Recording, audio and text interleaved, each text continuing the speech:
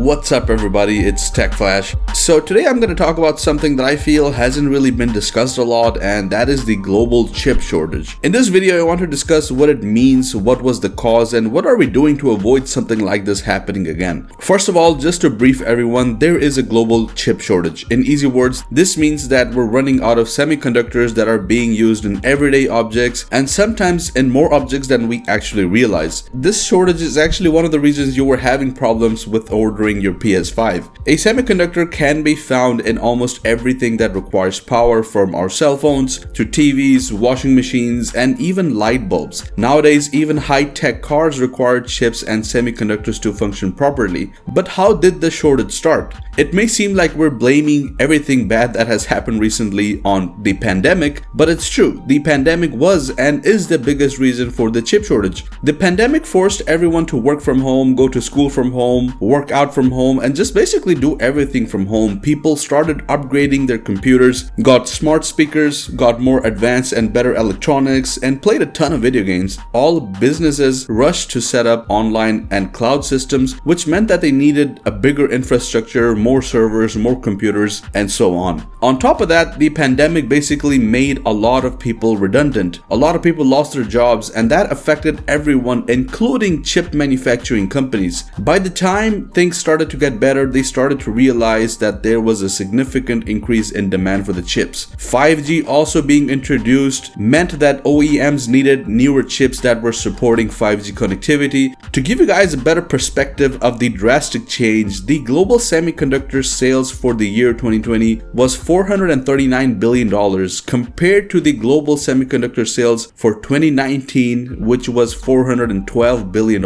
In December 2020 alone, there was an 8.3% increase in sales as compared to December 2019. Another big reason is vehicles. That's right, nowadays high-tech vehicles are requiring more and more chips. From cars that compare to your phone to autonomous and smart cars like Tesla that can drive themselves, all of them require a ton of semiconductors. General Motors even went ahead and stated that they are projecting a loss of $2 billion because they had to shut down some of their plants due to the shortage. A lot of companies went ahead and canceled a ton of orders back when the pandemic was in full bloom, and as things started to cool down, the demand suddenly rose and people started to realize that they weren't able to fulfill the gap because semiconductors orders have to be placed at least a year in advance. Now, what are we doing to make sure something like this doesn't happen again? To better understand this, we need to understand what led to the shortage apart from the pandemic. Surprisingly, one of the reasons was President Trump. I'm not saying that he was the sole purpose, but he made things worse. In 2019, the Trump administration banned the sale of American-made components, gears, and smartphones to Huawei.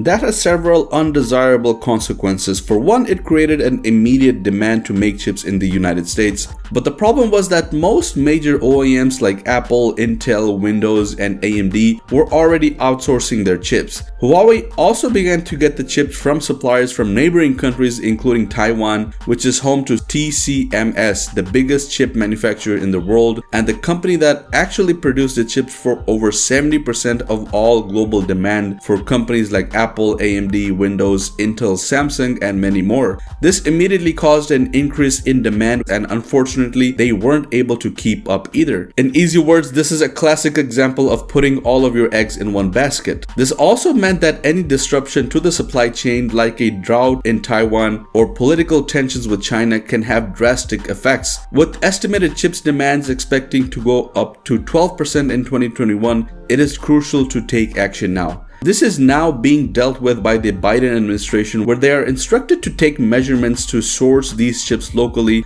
Because of this, TCMS is now investing $12 billion in Arizona for a local factory that is supposed to end the war on the chip shortage.